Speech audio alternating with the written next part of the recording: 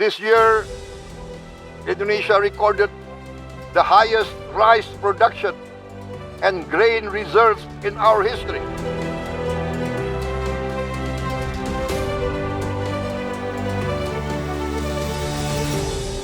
Satu tahun pemerintahan Presiden Prabowo Subianto menapaki jalan kedaulatan pangan, menjadi babak baru perjalanan bangsa menuju swasembada pangan.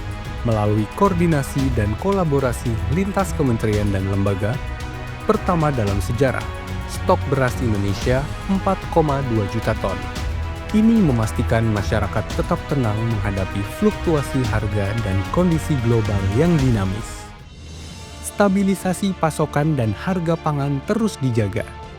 Melalui kerja kolaborasi tanpa henti, sampai Minggu kedua Oktober 2025, Gerakan Pangan Murah telah dilaksanakan Badan Pangan Nasional bersama pemerintah daerah dan stakeholder terkait mencapai 9.997 kali di 37 provinsi dan 364 kabupaten atau kota.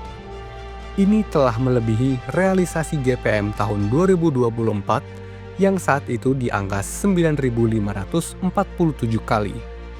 Angka ini menunjukkan konsistensi pemerintah dalam memperluas jangkauan program pangan murah ke seluruh wilayah tanah air.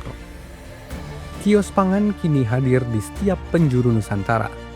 Jumlahnya meningkat pesat dari 452 kios pada akhir Desember 2024 menjadi 1.622 kios yang tersebar di 34 provinsi dan 128 kabupaten atau kota hingga 11 Oktober 2025. Dari kota besar hingga pelosok desa, kios pangan terus memperkuat akses masyarakat terhadap pangan yang terjangkau dan berkualitas. Bantuan pangan beras pun terus disalurkan. Untuk alokasi Oktober dan November, akan mendistribusikan sebanyak 365,5 ribu ton. Kemudian sebanyak 73,1 ribu kiloliter minyak goreng akan disalurkan ke 18,27 juta PBP se-Indonesia di Oktober mendatang. Menyapa rumah-rumah sederhana, menyalakan senyum dan menumbuhkan rasa aman di hati setiap keluarga Indonesia. Melalui panel harga pangan nasional, pemantauan harga dilakukan real di seluruh Indonesia. Data ini menjadi dasar kebijakan sehingga intervensi stabilisasi berjalan secara tepat sasaran. Dari Oktober 2024 sampai September 2025, rata-rata inflasi pangan tahun ke tahun berada di level yang baik. Sementara rata-rata inflasi beras dari bulan ke bulan dari Oktober 2024 sampai September 2025 tidak bergejolak. Ini membuktikan bukti nyata hadirnya negara dalam menjaga kesejahteraan rakyatnya. Indonesia juga tercatat mengalami penurunan jumlah daerah rentan rawan pangan di 2025 menjadi 81 kabupaten atau kota. Kemudian sebanyak 433 kabupaten kota termasuk kategori wilayah yang tahan pangan.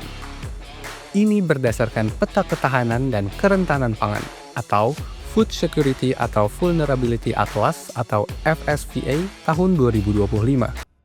Semua ini adalah bagian dari astacita Presiden Prabowo Subianto untuk menjadikan Indonesia berdiri di atas kakinya sendiri, berdaulat dalam pangan, mandiri dalam produksi, dan kuat dalam menghadapi masa depan. Langkah ini belum selesai, namun setiap capaian adalah bukti bahwa kita sedang menuju satu tujuan bersama, swasembada pangan menuju Indonesia emas.